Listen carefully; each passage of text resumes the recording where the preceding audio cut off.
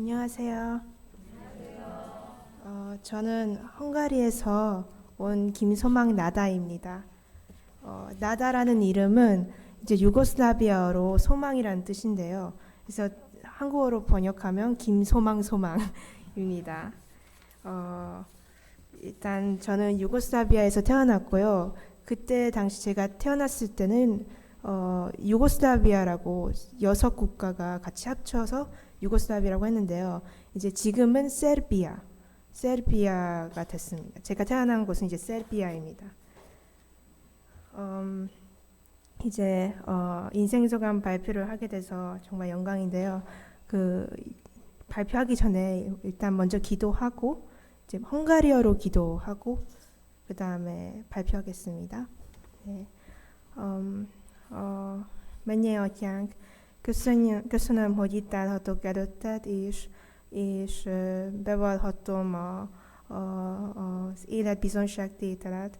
Én nem érdemlem, hogy itt álljak, és megoszthassam az életbizonságtételt, de azért vagyok itt, mert te választottad itt engem, és ide helyezted, hogy megoszthassam a kevés és kicsinyes életbizonyságomat. Köszönöm, hogy itt állatok, és áld meg ezt az időt, és mindenkit, akit hallják a bizonyságtételt. Köszönöm, imádkoztam minden Jézus Krisztus nevében. Amen.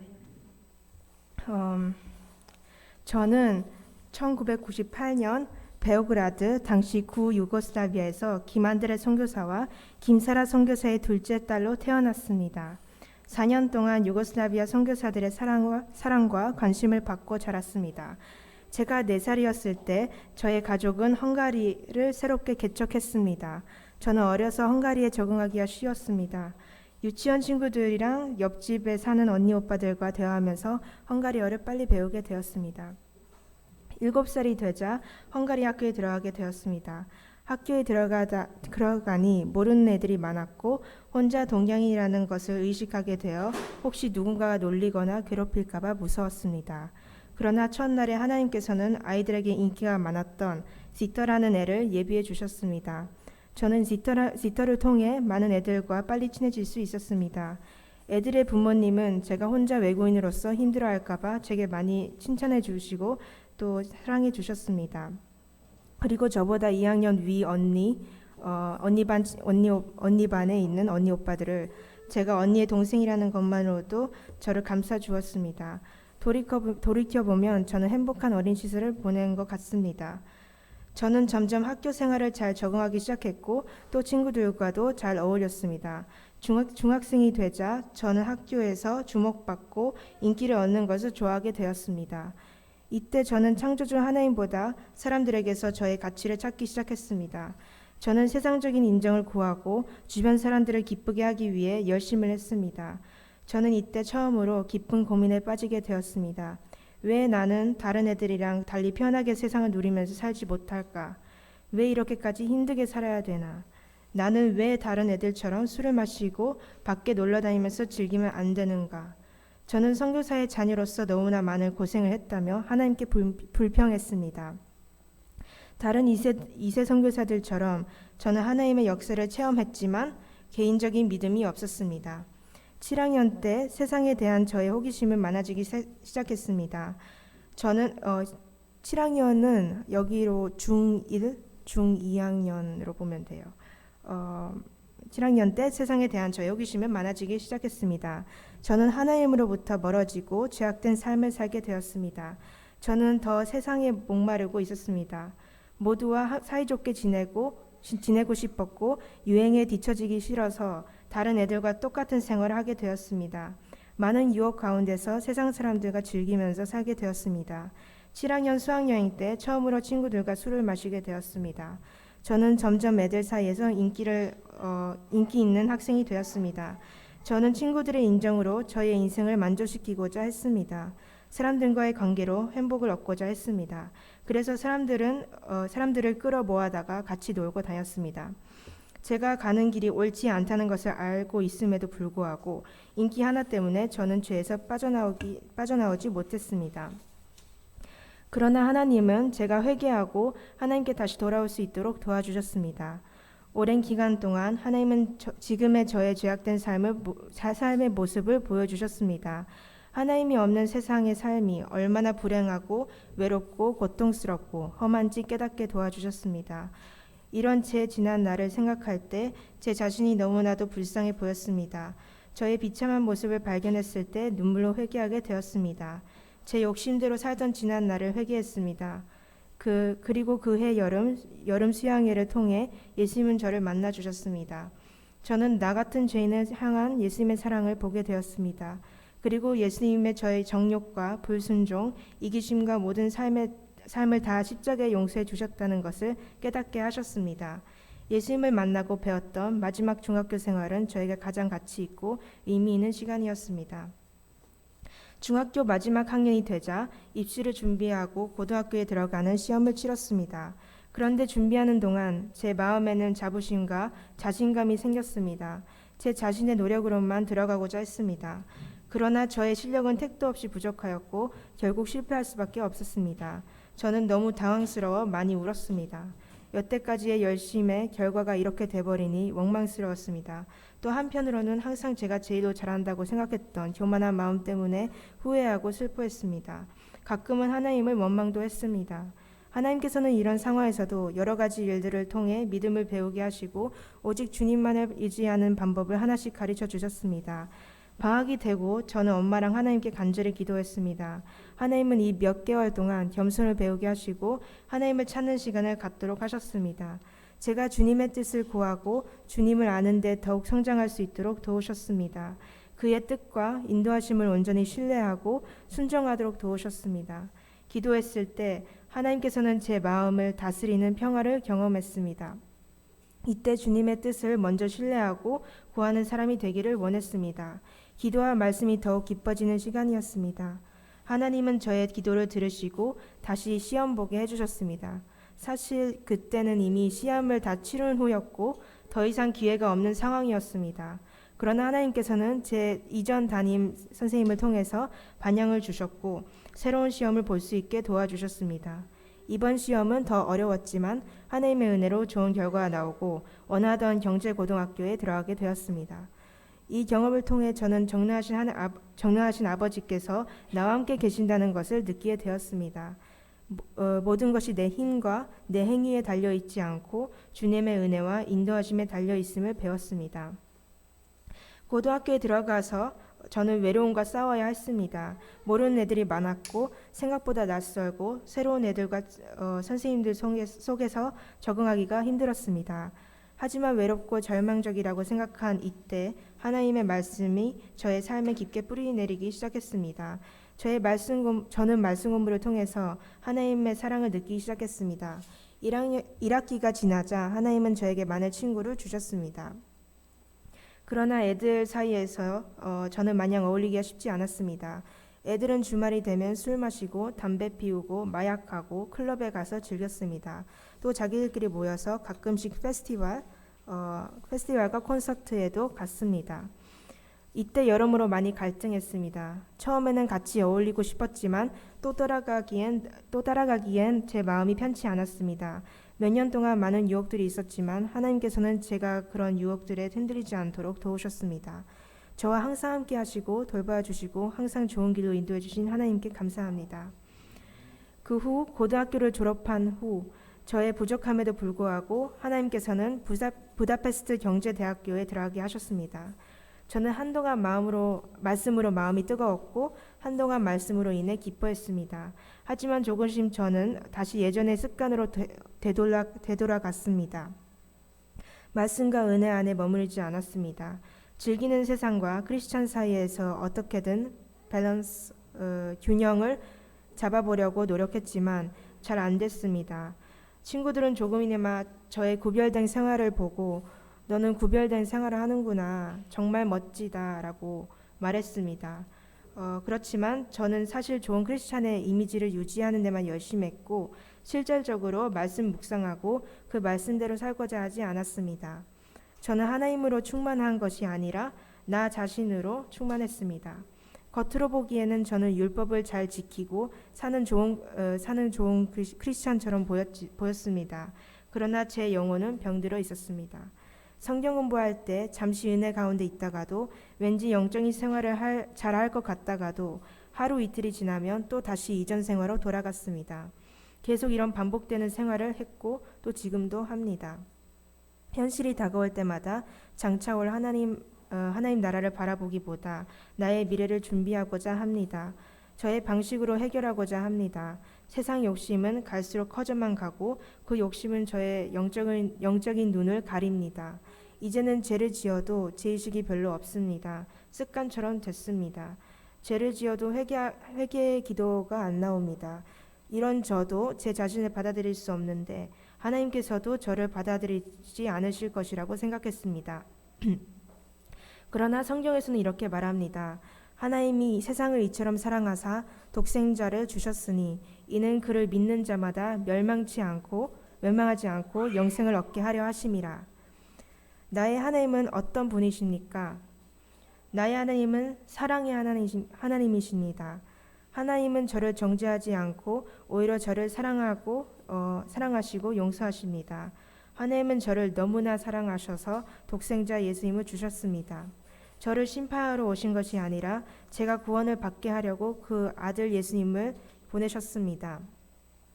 예수님은 저의 죄 문제를 해결하기 위해서 이 땅의 아기의 모습으로 오셨습니다.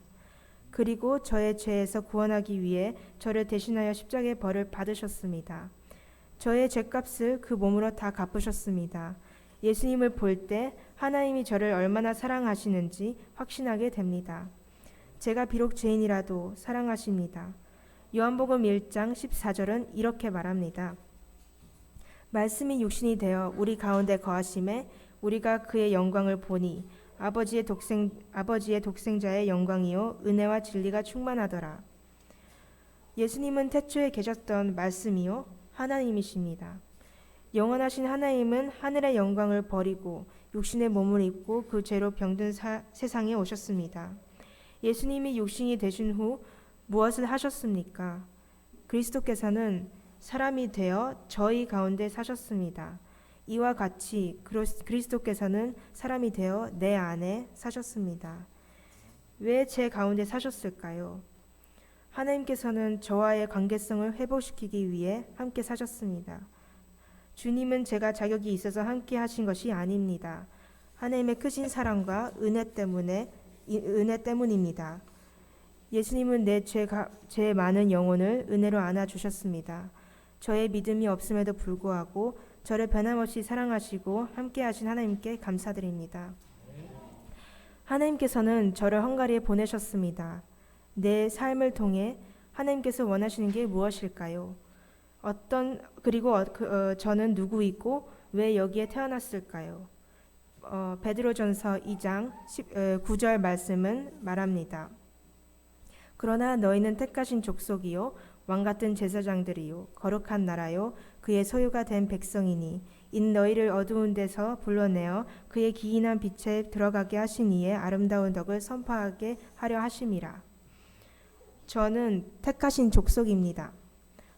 그 많은 사람들 중에 하나님의 택하심을 받은 자라는 것입니다. 제가 하나님을 선택한 것이 아니고 하나님이 저를 선택한 주신 것입니다. 그리고 저는 왕같은 제사장입니다.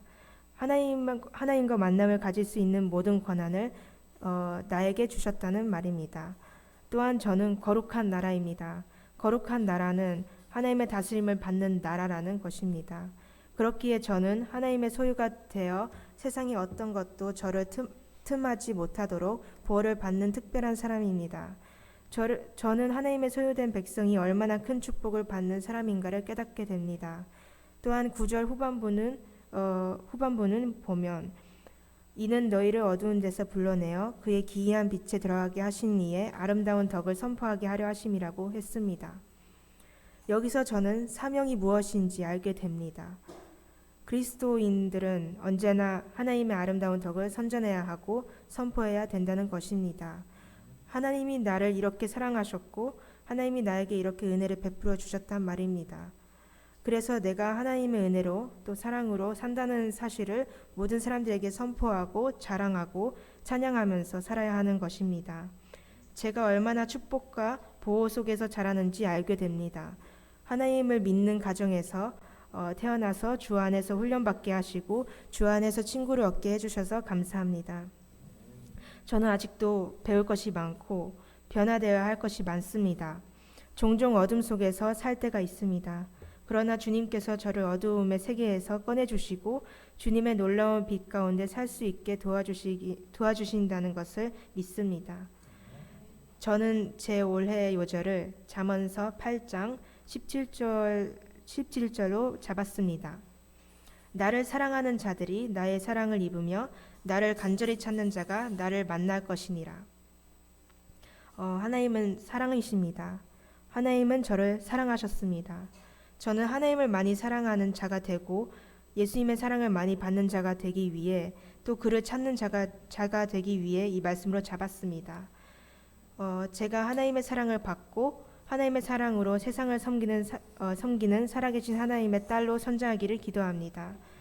하나님 사랑 안에서 참 기쁨을 얻을 수 있길 기도합니다.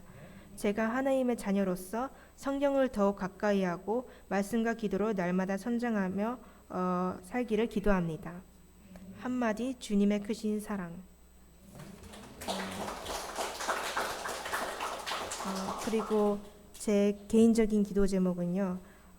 첫 번째, 날마다 말씀과 기도로 하나님의 사랑에 거할 수 있도록 기도하고, 또 두 번째, 하나님의 사랑과 기쁨이 많은 사람이 되길, 하나님의 사랑과 기쁨이 많은 사람이 되길.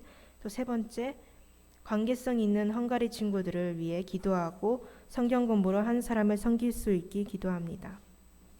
또 헝가리 UBF 기도 제목입니다.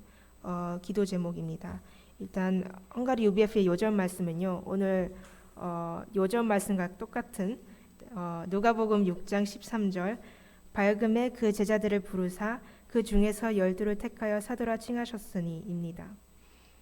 이제 헝가리 UBF 기도 제목 첫 번째, 헝가리의 12명의 제자와 또 3명의 메신저를 세우는 것입니다. 이제 12명의 형제, 12명의 제자와 또 3명, 그 중에서 3명의 메신저를 세우는 것입니다. 두 번째, 선교사님들이 날마다 1시간 이상 언어 공부하는 것입니다. 두 번째고, 이제 세 번째, 모든 선교사들이 한 명의 양과 성경을 공부하는 것입니다. 모든 선교사들이 한 명의 양과 성경을 공부하는 것입니다. 감사합니다.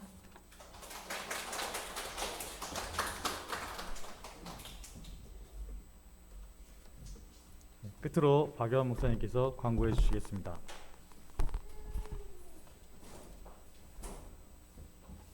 예, 우리 헝가리 부다페스트의 우리 김소망 2세 선교사님의 말씀에 기초한 어떤 그 아주 소감을 통해서 어떻게 선교지에서 성장하고 하나님의 이끄시는 손길이 있었는지 알게 해주셔서 감사합니다. 우리 김한들 선교사님과 사라 선교사님 오셨는데 잠깐 인사하실까요? 오셔서? 예, 잠깐 오셔서 인사하시죠. 그 기도 제목은 이제 다 발표했으니까. 예. 여기 올라오실랍니까?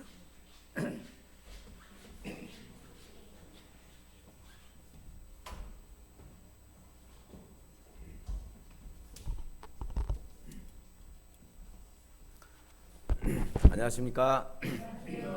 반갑습니다.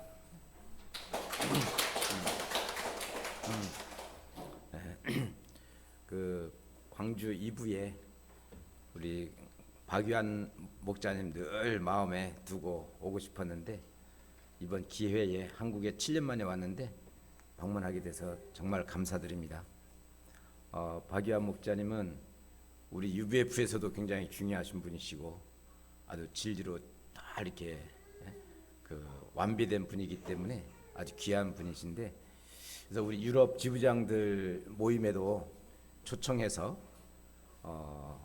기독교 교회사 그에 필요한 신학 강의를 저희가 듣고자 기획하고 있습니다. 또 오늘 말씀을 통해서 그 예수님께서 그 12사도를 세우셨는데 밤새 철야 기도하시고 세운 사건을 통해서 소수 제자 양성이 얼마나 중요한가 다시 한번 이렇게 생각하게 되었습니다. 또 오늘 우리 막내딸 소망이가 또 이렇게 참 훌륭한 소감을 쓴 줄 잘 몰랐어요. 아주 은혜를 많이 받았습니다. 그 소감대로 아주 아름다운 소식을 전하는 인생을 살 수 있기를 기도합니다. 이번에 그 저희 네 가족이 이렇게 방문했는데 늘 좋은 관계성을 맺어서 서로 이렇게 교제하고 기도하는 그런 관계가 됐으면 좋겠습니다. 감사합니다. 예, 안녕하십니까? 저는 김사라 선교사입니다. 예, 그 헝가리에서 그 한국을 방문을 이제 했고 하나님 은혜로 제일 먼저 광주를 둘러보면서 광주 2부 그리고 이제 위에 3부 이렇게 둘러보는데요. 하나님의 그 광주는 굉장히 그 뭐 세상적으로 막 무슨 뭐 운동 뭐 이렇게 광주하면 가려져 있는데 얼마나 하나님이 그 아름다운 그 믿음의 별들을 많이 이렇게 세우셨고 사용하시고 현재도 그렇게 품으시면서 이제 한국을 이렇게 키워가시는 거룩한 곳, 예, 거룩한 땅, 이제 인가를 새롭게 그렇게 인식을 하고 있었지만 또 새롭게 보고 확인하고 또 하나님께 감사하고 또 이 기회를 통해서 이제 더 기도하고 이제 저도 그 선교지에서 이렇게 합해서 하나님의 뜻을 이루는 그러한 믿음의 삶을 이렇게 더 살아야 되겠다는 것을 이렇게 이제 그 갖는 귀한 시간이 되었습니다. 저 만나서 반갑고요. 계속 기도하겠습니다. 감사합니다.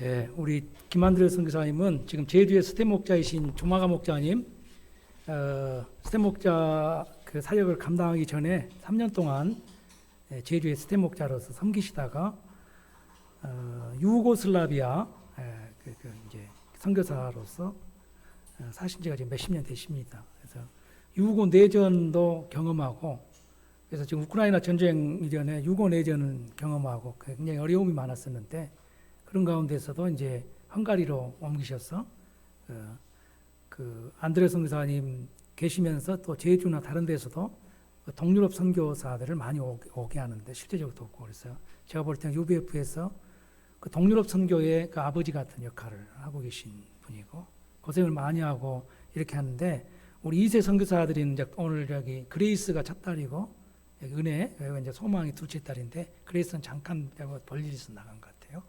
그래서 두 딸들이 아주 더 아름답게 성장해가지고 때로는 주일에 메시지도 아빠랑 같이 번역도 하고 메시지 번역도 하시고 이렇게 해서 잘 성장한 걸 생각할 때 감사합니다. 그 부다페스트 역사 위해서 우리 동역자들이 특별히 관심 갖고 기도해 주시기 바랍니다.